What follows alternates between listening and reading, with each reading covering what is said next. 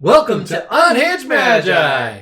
Oh man, we're back. We're here. We love sequels. You know, Empire Strikes Back was actually one of the best movies for the Star Wars series of all times. You know, it actually really was. Maybe even never going to happen again, that kind of sequel. At least not with current Hollywood stuff, the way they're putting stuff out. True. I bet the CGIs would be fantastic, though. CGIs are definitely fantastic these days. It's the plot that's lacking. I think they would give Boba Fett a lot more lines. They probably would now if they actually redid it. Oh, yeah. He'd probably have his own little transitionary. Yeah, he's more of a character. Yeah. Instead of just, he's worth nothing if he's dead, or whatever. No worth disintegrations. Yeah. Okay, guys, so there was a huge announcement, Flesh and Blood 2.0. Yes, that's also a sequel. Kind of. People have been asking us for our take on it, and we haven't really been mentioning very much about it. But we had to process, think about it. Yeah, there was a lot to think about for sure, and it's all of this stuff here. It's in the article for Flesh and Blood 2.0. We're going to cover at least some of the first topics here, like what is FaB 2.0, the retiring the first edition, and maybe talk a little bit about the Unlimited on the same day. But there's a lot of content here, and we're going to have follow-up videos as well to talk about the rest of it, because putting it all in one video, you know, there's just too much. Yeah. You know, Rudy can get away with an hour-long video. If we did an hour-long video, no one's going to be watching at the end. Yeah. So, yeah, a little bit more short, concise topics, but that definitely means there's a lot of like Flesh and Blood videos coming out. So correct. And I know not all of our audience likes Flesh and Blood, so we'll have to sprinkle in some magic somewhere. Maybe release them in some chunks. magic. With little sprinkles. Okay, you guys. So, Flesh and Blood 2.0. What's your Okay, well, there's no idea. more going to be first edition. And during the article and presentation, he actually stated that they're getting rid of it basically because the first edition, they printed a lot of it to oblivion. Well, not a lot of it to oblivion, but they printed a lot of it for players because they wanted them to actually have the cards on release day. And that's right. The reason they didn't want to do Unlimited is because they could have it. And then Unlimited came out after it, which was technically supposed to be for players, but they chose to continue with the first edition run. Which, really, they could have just swapped the two and done Unlimited first. Yep. And then that would have solved the glitch. Right? Because if you release that first edition as a special edition later on at a lower print run, everything would have flown like, normal. Players would have their cards, and you wouldn't have to worry about the print run of first edition. Right. But the worry was players wouldn't have cards, so instead of actually trying to fix the glitch, they just went ahead and printed Monarch to, the moon. And it's Rudy didn't even talk about this very much in his video to such like a large extent. I mean, he touched on it, but really clearly, they did not have to do first edition coming out first in a new set and then Unlimited later. They could have flopped those. Flopped them around. And James White touched on his reasons for doing first edition first. He wanted to reward early adopters in the game, and that's true. That's a thing. That's the thing. And it totally made sense. What he said did make sense. Yep. So. And he wanted people, when a new set came out, he wanted people to have that oh my gosh moment when they open up something special. They get a cold foil and they're all excited about it. He wanted those moments to be in there. And I don't think he's wrong on those desires. Correct. But here's what I think it misses. There's times where you can have like a major plan, an overarching plan that you're trying to hit, and then you have lots of little steps along the way. Maybe all of your steps along the way can be very well-intentioned. They can all have reasons to exist, but sometimes they can contradict the larger plan. Like, for instance, if you give a gift to a friend and say it's like an expensive gift and you had to sacrifice to get the money to give the gift, and so you give it to your friend and then your friend's really happy, and then over the next 3 months you bitch about it for a while, well, then you just destroyed all the value, all the goodwill that you put into that gift. You undermined your very point of doing it. And would you maybe have reason? Sure. But you missed the point. But it's your decision to have done it. Yeah. And that would have undermined everything. Yeah. And so you can't do that. You can't contradict yourself. So did did LSS want first edition to be, you know, for collecting, chasing after? Absolutely yes. Yep. James White clearly affirmed it in that FaB 2.0 article. Correct. That was their intention. But then making it the first one they released, they made their own problem. Yeah. Because they put it in this spot where now, like, if Unlimited doesn't come out for 6 months, now all the people that are the players that they want to support are having to go into a secondary market, buy these really expensive cards, or just not have the cards. While all these, like, you know, rich people run around with the actual cards. Like, that's not a good dynamic to set up. No, that's not. He was right. That's he shot himself in the foot, basically. He did. And rather than clarifying that he shot himself in the foot, he decided to just up the print run of first edition. This isn't our opinion, you guys. He said it in the article, right?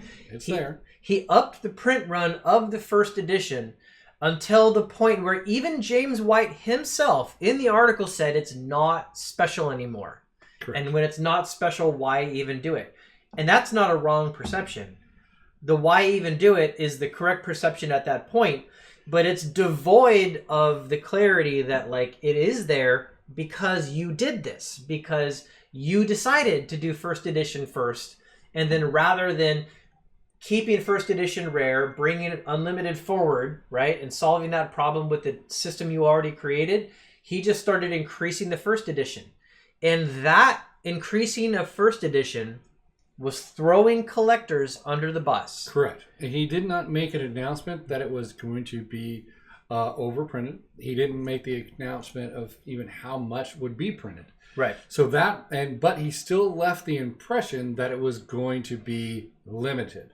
So whether you agree or disagree with all the decisions, that is the reason that so many collectors, investors felt like they had the rug pulled out from under them, because it in fact was.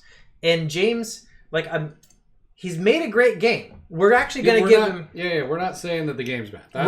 We're going to give him a lot of props, actually, in this video. The game is fantastic. Yeah, in this video and in the next videos, we're going to actually give him a lot of props, but we're going to call things out for what they are. That was, in fact, a rug pull. That's why some people got upset. The collectors, investors got upset, and that's why there's a lot of bad feels surrounding it. It legitimately came in. So anyways, that's a thing.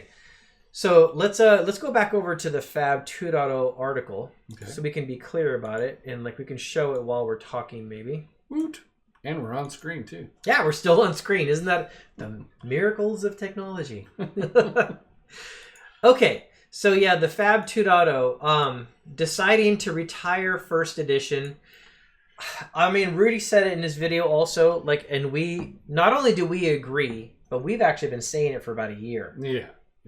That we don't think that LSS should do anything other than keep first edition rare and bring Unlimited print forward. We've literally been saying that for a year. Yeah. But now they're retiring it, so there's no more first edition. Yep. All right. There's only going to be the single box. Yep. Yeah, and then there's. Do we want to talk about the numbers, about printing boxes and that kind of stuff, or no? Are we saving that for the next video? I don't know. Maybe save that for the next video, like at the moment, because there's gonna be a lot to say about that.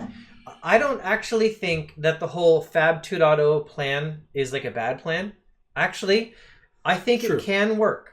Yeah, it can. Obviously, it's not that the card game is bad. The card game is great, and it's not that the FaB 2.0 plan isn't actually a decent plan that holds water. I think it actually does. I think the game could survive with it. We just often give background as to where it left his early collectors, investors, because they did have the rug pulled on them. So we speak to that position a lot. But that doesn't mean that we think overall the plan is like a bad plan. But it is more now in the hands of the players to effectively carry the game forward. Yes, absolutely, 100%. Yep. And James, I want to mention this also because he did actually go into this topic as well. Why not release first edition and Unlimited in the same day? Now, I'm just going to read this comment out loud because I feel like he really didn't nail a good solid reason here. Let's just read. Some publishers like to release multiple versions of the same product on release day, differentiated by price point, with only the most expensive versions of the product having the most desirable versions cards. We could have gone down this route, making cold foils only available in premium collector's product, but that simply does not align with the vision I have for Flesh and Blood in the community.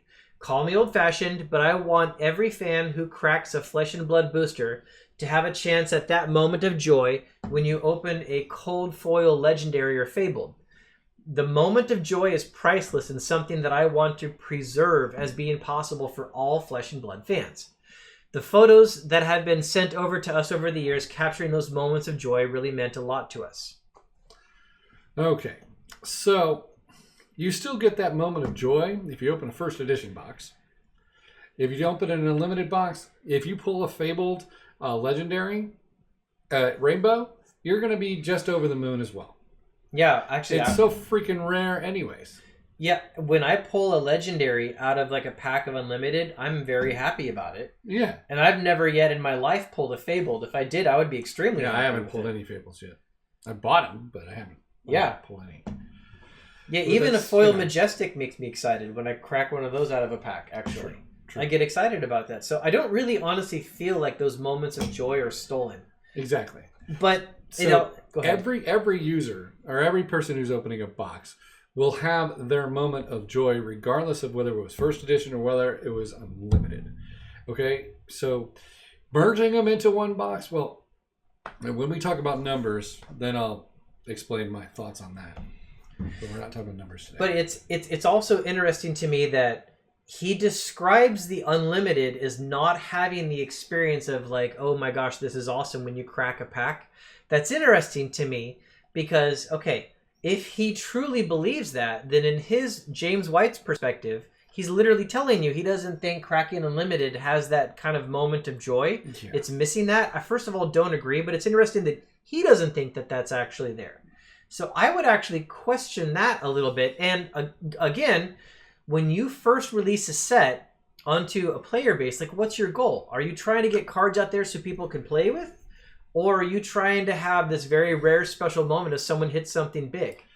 Yeah, well, this idea and this putting this in perspective, this is the idea of selling boxes, all right? So when you're CEO of any company, your idea is not to get players' cards. Your idea is really to sell boxes. Right. And this kind of area of expertise where he's saying, I need to put a cold foil in every box because no one gives a crap about unlimited, is because he wants to sell boxes.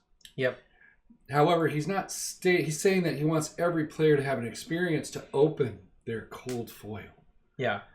So if all cold foils are in all boxes, I think what's really going on here is, and this is, I'm not throwing shade at James White. No. I think he's having a contradiction of goals that he hasn't in his own head sorted out yet.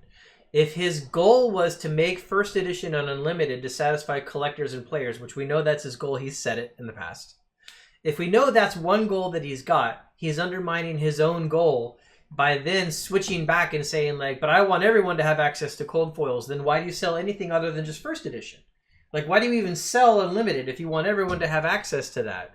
It doesn't really, he's kind of got to like pick his direction and stick with it. And so I don't think in his own head he's separated those things out enough.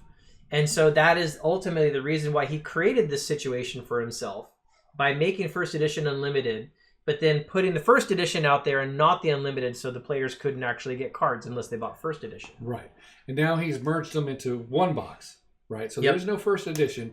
It's all the same box. And then he's also made the next set, which will come out, which is the history. Yep.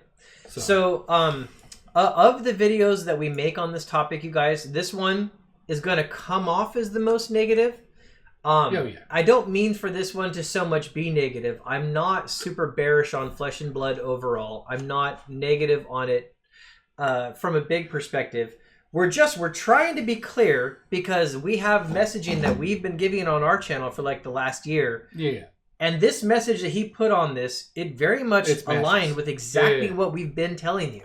Which is a good thing because we were giving good information. Yeah, that means we've literally been telling you guys the truth and giving you good information, and it's verified like right here in his statements. So that much is very good. But there's a lot more he said about what he's going to be doing with the numbers and all this, and so please check out our next videos on the topic. there's a lot more to go over with this whole 2.0 Flesh and Blood release. And so we'll see you guys real soon again. All right. Bye. Bye.